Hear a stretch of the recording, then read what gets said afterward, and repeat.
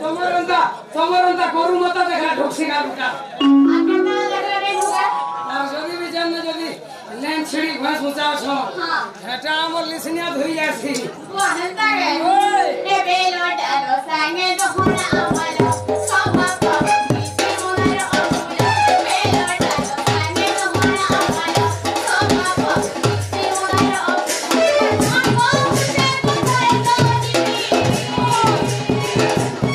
जीवन मत को से बताए तो दीदी